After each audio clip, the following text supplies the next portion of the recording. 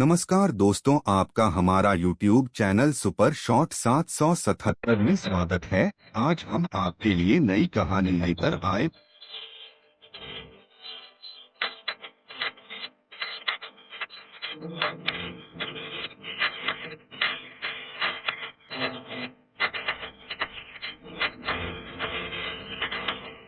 आशीपुर गांव में जगदीश नाम का एक गरीब मजदूर खेतों में काम करके अपना घर चलाता था।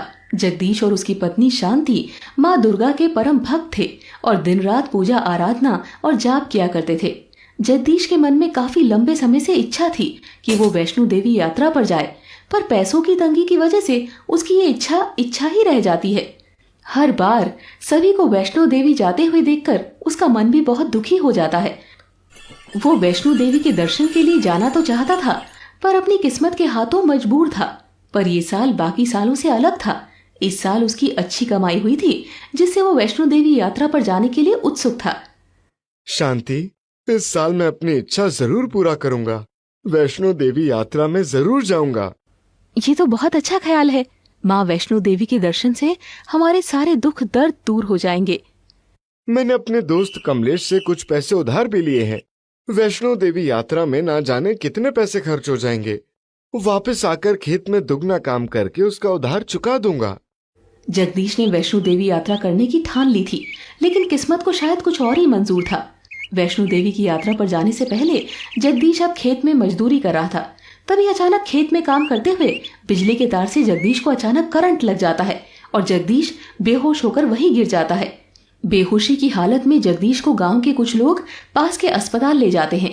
डॉक्टर ने जगदीश को चेक किया और कहने लगे, इनकी किस्मत अच्छी थी कि ये टाइम पर आ गए, वरना इनको बचाना मुश्किल होता। हालांकि ये ठीक हैं, मगर इनके एक पैर में लकवा मार गया है और इसे ठीक होने में 1 महीना भी लग सकता है और सालों भी। कुछ कहा नहीं जा सकता। ये सुनकर जगदीश फूट फूट कर रोने लगता है। माँ दुर्गा पर भरोसा रखिए, माँ सब ठीक कर देंगी। कैसे ना रहूं शांति, अब तो मैं वैष्णो देवी की यात्रा पर कभी नहीं जा सकूंगा। ऐसा लगता है कि मेरी इच्छा अब बस इच्छा ही रह जाएगी। और तो और खेतों में मजदूरी कैसे करूंगा? काम नहीं करूंगा तो तुम्हारे और पिंटू का, जो कि अभी सिर्फ 9 साल का है, उसका पेट कैसे पालूंगा? और इधर यात्रा पर जाने के लिए जो मैंने कमलेश से पैसे लिए थे, वो भी मेरे इलाज में खर्च हो गए। कैसे सब कुछ होगा, मुझे कुछ भी समझ नहीं आ रहा। अब थोड़ा शांत हो जाइए। अब आपके बदले मैं खेतों में मजदूरी करने जाऊंगी और आपका उधार भी चुका दूंगी। आप बिल्कुल चिंता मत करिए। उस दिन के बाद से जगदीश के बदले शांति साहूकार के खेतों में मजदूरी करने जाया करती। साहूकार उनके बुरे वक्त का फायदा उठाते हुए शांति को पूरे पैसे भी नहीं देता था। जगदीश अभी बैसाखी के सहारे एक पैर पर खड़ा होकर माँ दुर्गा की रोज पूजा करता है। वो बिस्तर पर बैठा बैठा अपने ही सोच में डूबा रहता और अपनी वैष्णो देवी यात्रा के बारे में सोचता रहता है। स्वर्ग में नारद मुनि माँ दुर्गा के पास जाते हैं और उनसे बड़ी भक्ति से कहते हैं, जगदीश आपका परम भक्त है माते। वो वैष्णो देवी की यात्रा पर जाना चाहता है, लेकिन ये आपकी कैसी लीला है? जगदीश के साथ इतना बड़ा अन्याय क्यों हुआ है? क्या भक्तों की मनोकामना पूर्ण करना आपका कर्तव्य नहीं है? नारद, अपने कर्मों का फल तो सबको ही भुगतना पड़ता है। उसकी किस्मत में यही लिखा था और मैं होनी को तो नहीं टाल सकती। लेकिन मैं अपने इस भक्त को निराश नहीं करूंगी। जगदीश वैष्णो देवी की यात्रा पर जरूर जाएगा। जगदीश के धैर्य की परीक्षा की घड़ी अब समाप्त होने वाली है। कुछ साल बीत गए। जगदीश माँ दुर्गा की पूजा करता और उन्हीं का ही पूरे दिन ध्यान करता रहता है और अपने पैर की हालत को देखकर उसका मन दुखी हो जाता। पर फिर भी उसने कुछ दिनों बाद बड़ी हिम्मत जुटाकर फैसला कर ही लिया कि वो बैसाखी की मदद से ही वैष्णो देवी की यात्रा करेगा। हे माँ, मैं तेरे पास आ रहा हूँ, तू अपने बेटे की मदद करना। शांति, शांति, कहाँ हो तुम? जल्दी से यहाँ पे आओ। क्या हुआ? आप इतनी हड़बड़ी में क्यों लग रहे हो? शांति, मैंने फैसला कर लिया है कि आज ही मैं वैष्णो देवी की यात्रा पर निकलूंगा। पर आप अकेले ऐसे कैसे जा सकेंगे? मैं अकेला नहीं हूँ शांति, मेरी माँ मेरे साथ है और जब तक मेरी माँ मेरे साथ है मुझे कुछ नहीं होगा। शांति जगदीश को कटरा जाने वाली बस में बैठा देती है। पता नहीं माँ, आप तक मैं पहुँच पाऊंगा या नहीं। अभी आपकी जिम्मेदारी है मुझे अपने पास तक लेकर जाना। कटरा पहुंचकर जगदीश बस से उतरकर बैसाखी के सहारे एक पैर पर चल रहा था, पर वो जल्दी थक जाता और सड़क के किनारे बैठ जाता। हे माँ, इस तरह से तो मुझे आप तक पहुँचने में महीनों लग जाएंगे। आप इतनी ऊंचाई पर बैठी हो, मैं आप तक कैसे पहुँचूंगा माँ? आप मेरी मदद करो माँ, मेरी मदद करो। ऐसा बोलने के बाद वो फिर उठा और बैसाखी के सहारे एक पैर से कूद कूद कर चलता रहा कि इतने में एक लड़की घोड़े पर सवार उसके पास आकर खड़ी होती है। बाबा, आप इस हालत में कहाँ जा रहे हो? आपके पैर पर तो चोट लगी है। बेटी, मुझे वैष्णो देवी जाना है, पर पता नहीं इस बैसाखी के सहारे इतने ऊपर तक कैसे पहुंच पाऊंगा। अरे बाबा, आप चिंता मत करो, मैं भी वहीं जा रही हूँ। आप मेरी इस घोड़ी पर सवार हो जाइए, मैं आपको वहां तक छोड़ दूंगी। पर बेटी, मैं कैसे बैठूंगा तुम्हारे साथ? अरे बाबा, आप कुछ मत बोलिए और बस चलिए मेरे साथ। घोड़ी पर बैठेंगे तो और भी जल्दी पहुंच जाएंगे। चलिए आइए। ऐसा कहकर जगदीश उस लड़की के घोड़े पर सवार हो जाता है और कुछ घंटों में वो वैष्णो देवी पहुंच जाता है। फिर वो लड़की जगदीश को वैष्णो देवी के मंदिर पर उतारकर अचानक से गायब हो जाती है। ये क्या? वो लड़की कहाँ गई?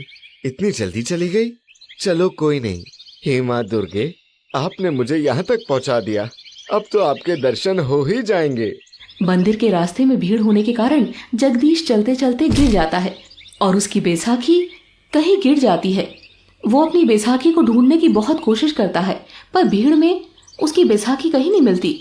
इतने में उसे एक लड़का रोता हुआ दिखता है। वो लड़का जोर जोर से रो रहा था और अपने माता पिता को बुला रहा था। ये देखकर जगदीश को समझ में आ गया था कि वो लड़का अपने माता पिता से बिछड़ गया है। जगदीश भागता हुआ उस लड़के के पास गया और एक खाली जगह पर उस लड़के को लेकर खड़ा रहा और उससे पूछने लगा, बेटा, तुम कौन हो और तुम्हारे माता पिता कहाँ हैं? पर वो लड़का कुछ भी नहीं बोल रहा था। वो तो सिर्फ रो ही जा रहा था। इतने में उस लड़के के माता पिता आते हैं और जगदीश से कहते हैं, आपका बहुत बहुत धन्यवाद जो आपने हमारे बेटे को हमें ढूंढ कर दे दिया। हमारे बेटे का ख्याल रखने के लिए आपका बहुत बहुत शुक्रिया। फिर लड़का अपने माता पिता के पास चला जाता है। जगदीश कुछ बोलने ही जा रहा था कि इतने में जगदीश की नजरों से वो तीनों ओझल हो जाते हैं। जगदीश को कुछ समझ नहीं आ रहा था कि वो अचानक कैसे गायब हो सकते हैं। ये सब सोचते सोचते उसने अपने पैरों की तरफ देखा और उसे याद आया कि वो अपनी बैसाखी ढूंढ रहा है। ये क्या? मैं अपने पैरों पर खड़ा हूँ? हे माँ, ये तेरी लीला है जो तूने वैष्णो देवी आते ही अपने बेटे के पांव ठीक कर दिए। जय जय माता दी, जय माता दी। ऐसा कहकर जगदीश खुशी के मारे माँ की जय जयकार करने लगा और तभी माँ दुर्गा उसके सामने प्रकट होती है। जगदीश, तुम मेरे परम भक्त हो और मेरे बेटे भी, और आज मैं ही तुझे घोड़े पर बिठाकर अपने साथ लाई हूँ। अपने भक्त के दुख को देख। माँ चुपचाप कैसे बैठे जगदीश? तुमने जीवन की हर परीक्षा को बड़े ही हिम्मत से लड़ा है और अपनी भक्ति भाव से मुझे हमेशा ही प्रसन्न किया है। तुम जैसे भक्त को पाकर मैं धन्य हूँ। इसीलिए आज मैंने तुम्हें अपना दर्शन देकर भक्त और भगवान के अटूट रिश्ते को अमर कर दिया।